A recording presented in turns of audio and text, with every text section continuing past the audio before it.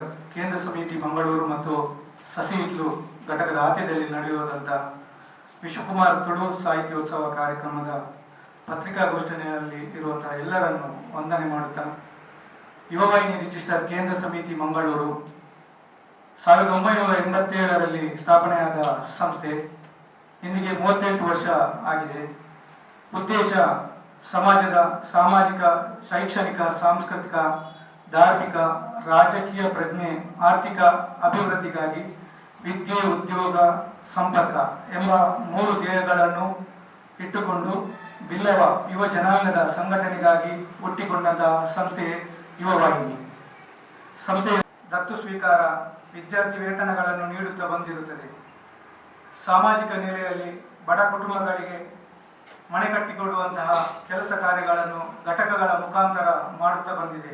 ಇದೇ ಬರುವ 12/10/2025ರಂದು ಮಾಣಿಯಲ್ಲಿ ಕಮಲಾ ಪೂಜಾರ್ತಿ ಅವರಿಗೆ ಸುಮಾರು 6.5 ಲಕ್ಷದ ಮನೆ ನಿರ್ಮಾಣ ಮಾಡಿ ಹಸ್ತಾಂತರ ಮಾಡುವ ಉದ್ಘಾಟನಾ ಸಮಾರಂಭ ಕೆಲಸವನ್ನು ಮಾಣಿ ಘಟಕದ ಮುಖಾಂತರ ನಡೆಸುತ್ತಿದ್ದೇವೆ. ಹಾಗೆ ಈ ಎಲ್ಲ ಕೆಲಸಗಳನ್ನು ಗುರುತಿಸಿ ಜಿಲ್ಲಾಡಳಿತ 2017ರಲ್ಲಿ ಜಿಲ್ಲಾ ರಾಜ್ಯೋತ್ಸವ ಪ್ರಶಸ್ತಿಯನ್ನು ಹಾಗೂ 2022ರಲ್ಲಿ ಕರ್ನಾಟಕ ರಾಜ್ಯೋತ್ಸವ ಪ್ರಶಸ್ತಿಯನ್ನು ನೀಡಿ ಗೌರವಿಸಿದೆ. ವಿಶ್ವಕುಮಾರ್ ದತ್ತಿ ನಿಧಿ ಸಮಿತಿಯು ಯುವವಾಹಿನಿಯ ರಿಜಿಸ್ಟರ್ ಕೇಂದ್ರ ಸಮಿತಿಯ ಉಪಸಮಿತಿಯಾಗಿದೆ. ಖ್ಯಾತ ಸಾಹಿತಿ, ರಂಗಕರ್ಮಿ, ನಿರ್ಮಾಪಕ, ನಿರ್ದೇಶಕ ದಿವಂಗತ ವಿಶ್ವಕುಮಾರ್ ಹೆಸರಿನಲ್ಲಿ ವಿಶ್ವಕುಮಾರ್ ಪ್ರಶಸ್ತಿಯನ್ನು ಪ್ರತಿ ವರ್ಷ ಸೂಕ್ತ ವ್ಯಕ್ತಿಗಳಿಗೆ ಕೊಡಮಾಡುವುದೇ ಈ ಒಂದು ಉಪಸಮಿತಿಯ ಕೆಲಸವಾಗಿದೆ. ಮತ್ತು ಹಿರಿಯ ಸಾಹಿತಿಗಳನ್ನು ಕೃತಿಗಳ ಆದ್ಯತೆಯ ಮೇರೆಗೆ ಪ್ರಕಟಿಸುವುದು ಹಾಗೂ ಅವರನ್ನು ಪ್ರಶಸ್ತಿಗಳನ್ನು ನೀಡಿ ಗೌರವಿಸುವಂತಹ ಕೆಲಸವನ್ನು ಮಾಡುತ್ತಾ ಬಂದಿದೆ. ವಿಶ್ವಕುಮಾರ್ ಅವರು ಬರೆದಂತಹ 12 ಕಾದಂಬರಿ, ಪ್ರಜೆಗಳೇ ಪ್ರಭುಗಳು, ಈ 3 ಸಿನಿಮಾವನ್ನು ಅವರು ನಿರ್ಮಿಸಿದ್ದಾರೆ.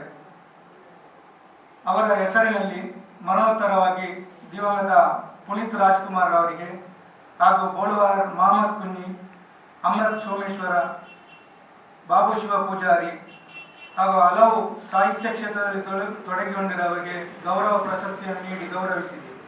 ಜಾನಪದ ಮತ್ತು ಸಂಶೋಧನಾ ಕ್ಷೇತ್ರದಲ್ಲಿ ಮೀಸಲಿರಿಸಲಿದ್ದು, ಅದಕ್ಕಾಗಿ ಶ್ರೀ ಬೆನಟ್ ಜಿ ಅಮ್ಮಣ್ಣನವರನ್ನು ಆಯ್ಕೆ ಮಾಡಿದ್ದು, ತಾರೀಕು 9/10/2025ರಂದು ಪುರಭವನದಲ್ಲಿ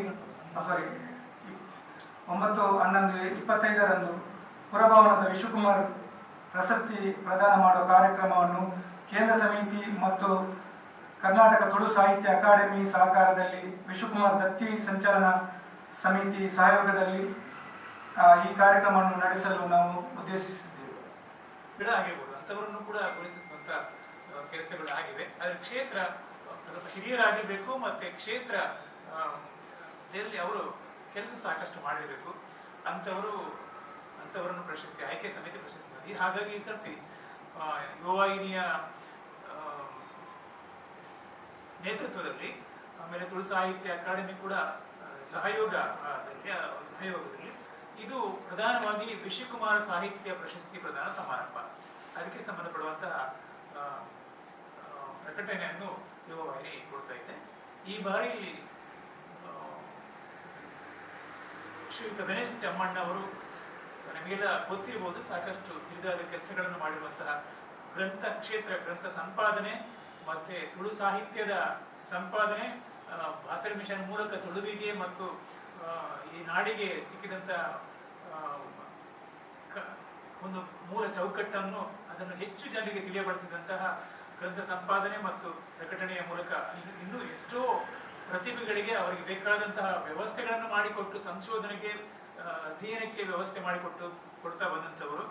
ಹಾಗೆ ತಾನು ಸ್ವತಃ ಕೆಲಸ ಮಾಡ್ತಾ ಬೇರೆಯವರಿಗೆ ಕೆಲಸ ಮಾಡೋದಕ್ಕೆ ಅನುವು ಮಾಡಿಕೊಟ್ಟಂತಹ, ಮುಖ್ಯವಾಗಿ ಸಂಶೋಧನೆ ಮತ್ತು ಪ್ರಕಟಣೆ ಮತ್ತು ಜನಪದ ಮುಖ್ಯವಾಗಿ ಮಾಡಿದಂತಹ ವಿಷಯಗಳನ್ನು ಕೂಡ ಸಂಗ್ರಹ ಮತ್ತು ಪ್ರಕಟಣೆಗೆ ಹಿನ್ನೆಲೆಯಾಗಿ ನಿಂತು ಕೆಲಸ ಮಾಡಿದಂಥವರು ಬೆನಟ್ ಅಮ್ಮಣ್ಣ.